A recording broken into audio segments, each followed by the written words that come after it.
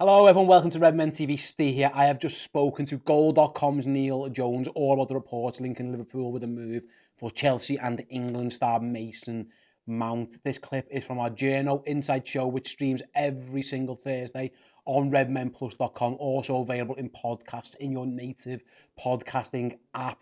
You guys check out these clips each and every week. I have got a deal for you. If you go to redmenplus.com, if you sign up as a club captain on a monthly subscription, enter the code JOURNO on the payment screen, JOURNO, and you'll get your first 3 months for 99 pence a month.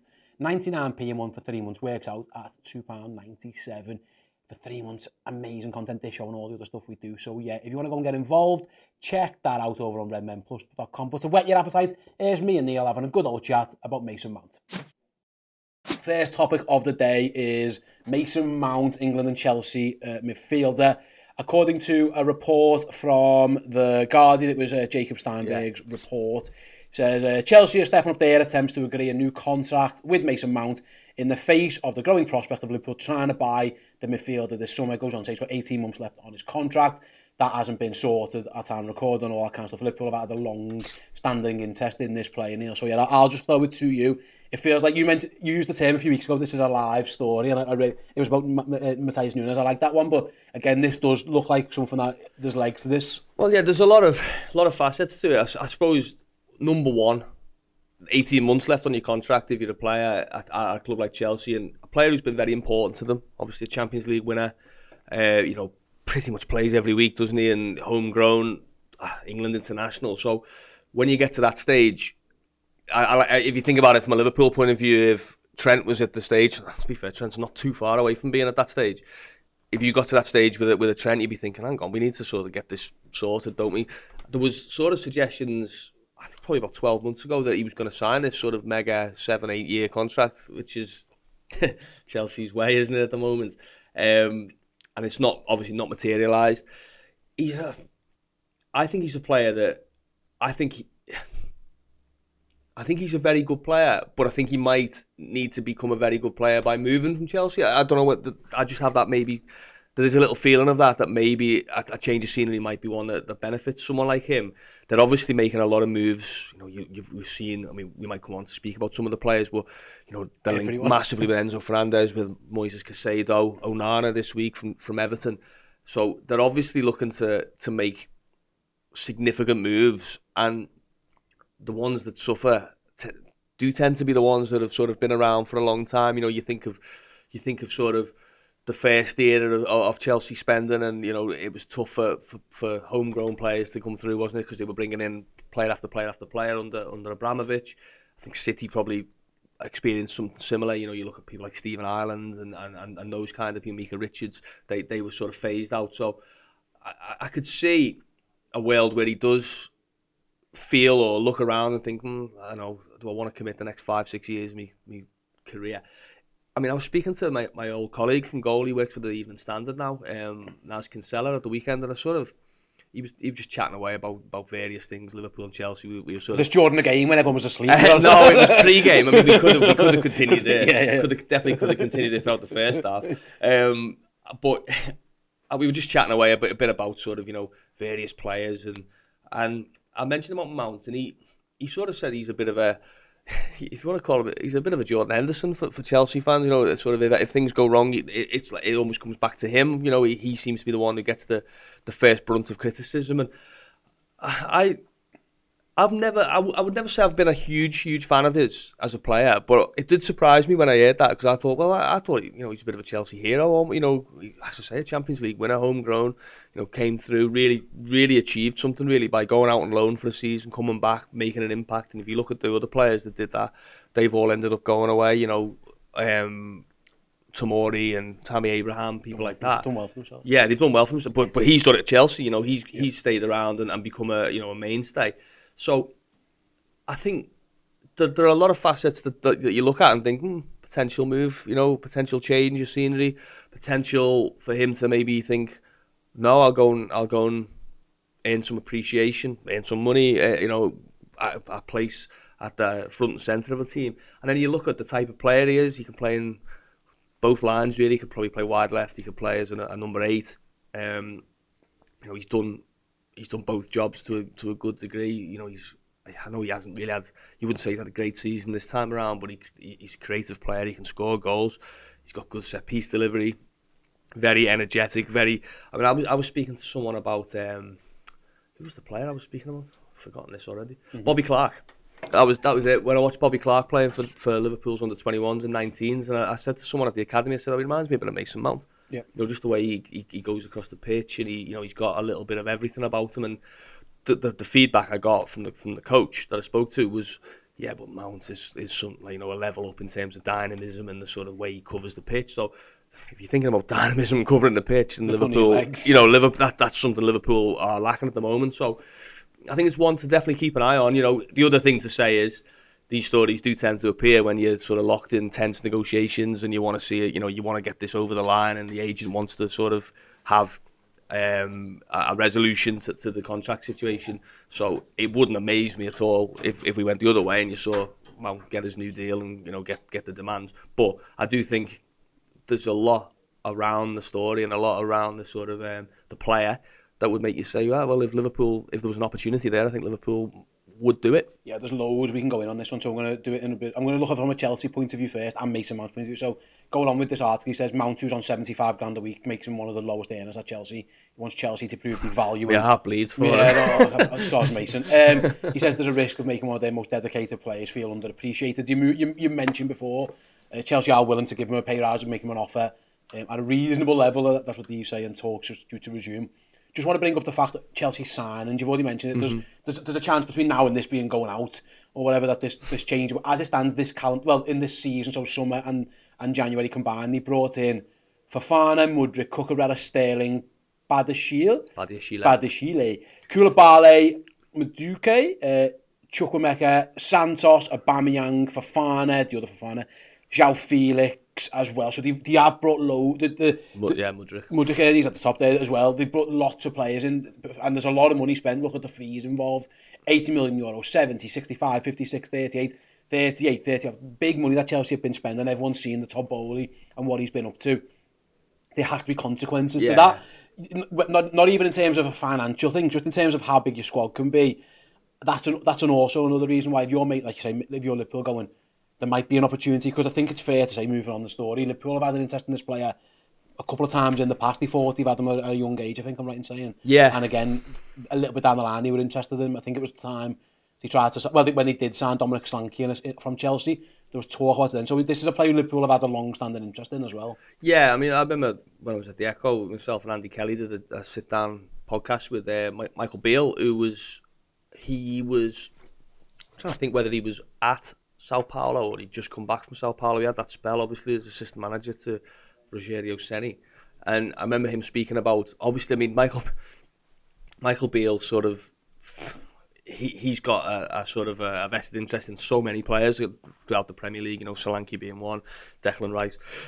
But Mason Mount was one, and I remember him mentioning him and saying we thought we had him when he was sort of 15, 16. They thought Liverpool were going to be able to get him, and Chelsea didn't allow him to come, or obviously stepped up and gave him what he needed or what he wanted. So yeah, I mean, listen, Michael Beale's not at Liverpool anymore. A lot of the people who were there at the time aren't at Liverpool anymore. But yeah, it's no secret that Liverpool have liked him. But you look at Chelsea, and that's the other thing about Chelsea is there's a lot of signings coming in, but that also has a knock-on effect. I mean, you see stories this week about Hakim Ziyech potentially going. I mean, I thought he was probably their best attacking player last week before Mudryk came on, but they're talking about him being allowed to leave for quite a low fee on loan, potentially up to Newcastle and or Everton. Aubameyang was meant to be at one point going back to Barcelona because you can't play for three teams. I mean, Christian Pulisic, I think, would have been loaned or sold in this window had he not picked up an injury. I think there's rumours already about Sterling potentially getting moved on. You look at someone like Callum Hudson-Odoi, he's out on loan in Italy, in Germany.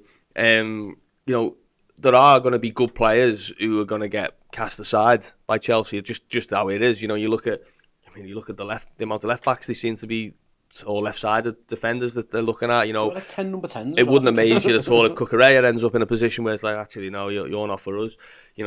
So yeah, they've got so many players. I know they've got some players out of contract, Jorginho and Kante in the summer. But you will see good players on the market, I think, from Chelsea. I mean, I think Mount would be a change in the sense of like that would be that's like a sort of a banker player being available. But there are going to be some, clubs. You can call them gambles if you like, because I do always worry about that when you have a player that's sort of been cast aside, and Mount's not in that category. But you look at someone like Pulisic, and you're like, how much damage has that sort of done to them, really? To go from the sort of bright young thing, real big signing, to actually, almost deemed not good enough by a big club. But I think some clubs are going to get some pretty good players out of Chelsea over the next couple of transfer windows, because there's so many of them just knocking around. You look at, like, I mean, on the bench on the weekend was Ruben Loftus-Cheek, and you think, God, he was in England's World Cup squad 2018. He was around that. There's various players that you just think, wow, like, what happened to him?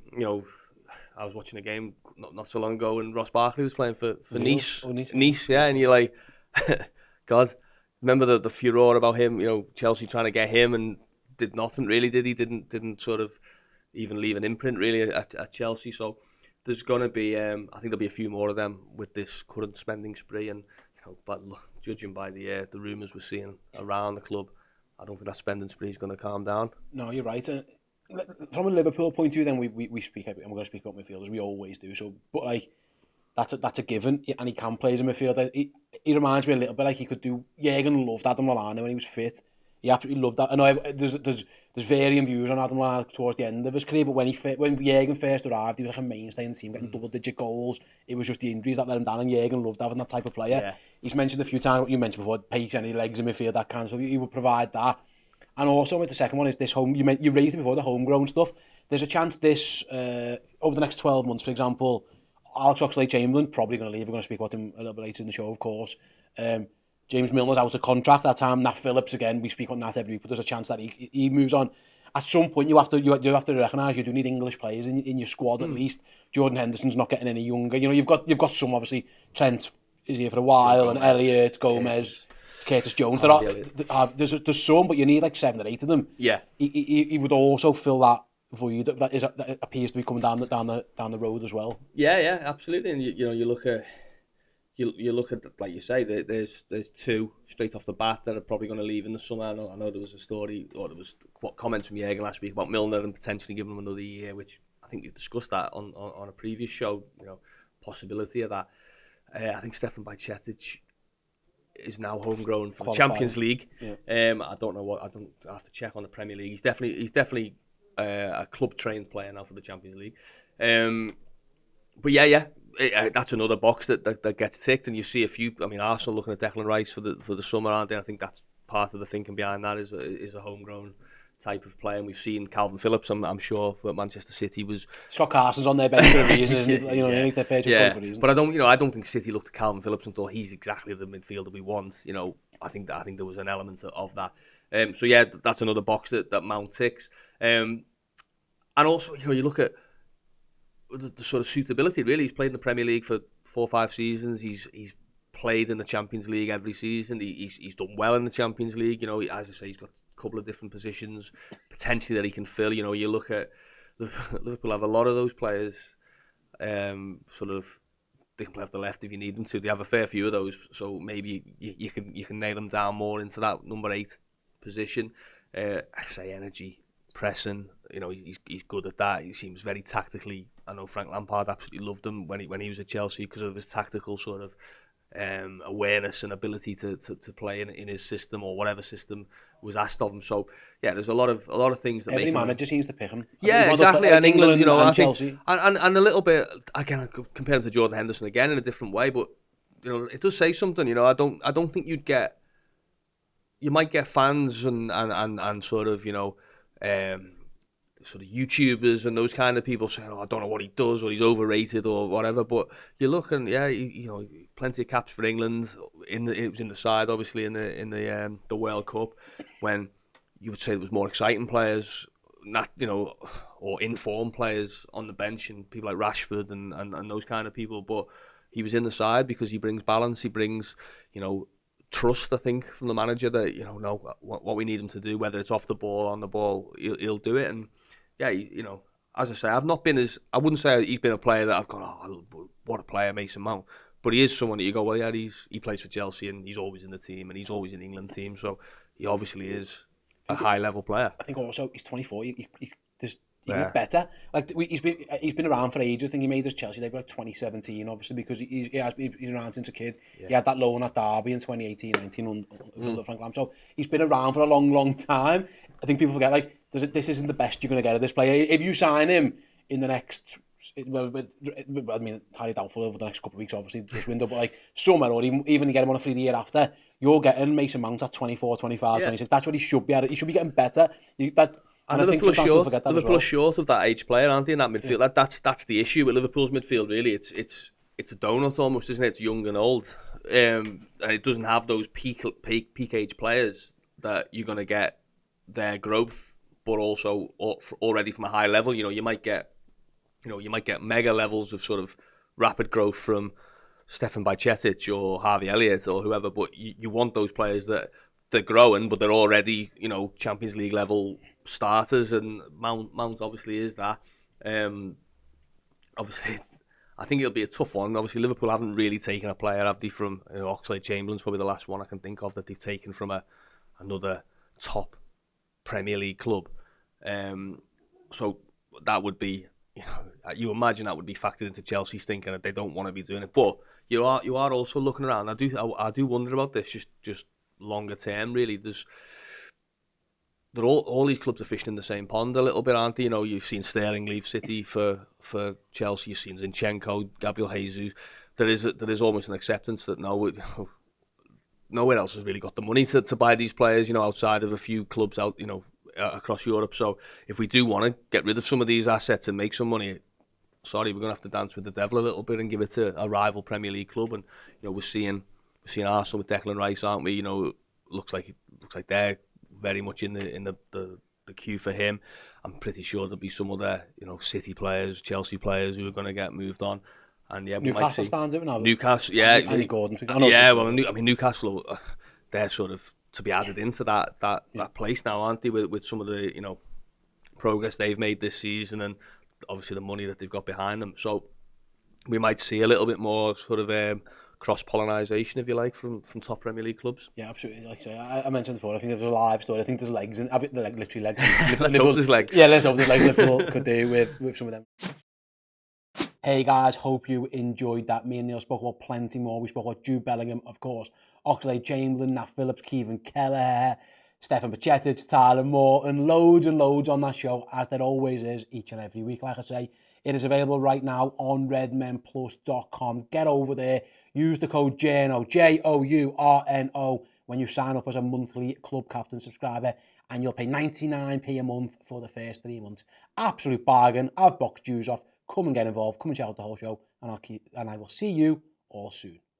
Hey everyone, thanks for watching that show. Did you know if you go over to redmenplus.com and sign up as a Club Legend subscriber, you will get access to our amazing Discord chat, 20% off merchandise, live tickets every year for free, plus all our incredible content, and you'll get absolutely everything right as it happens. So get over there and do it.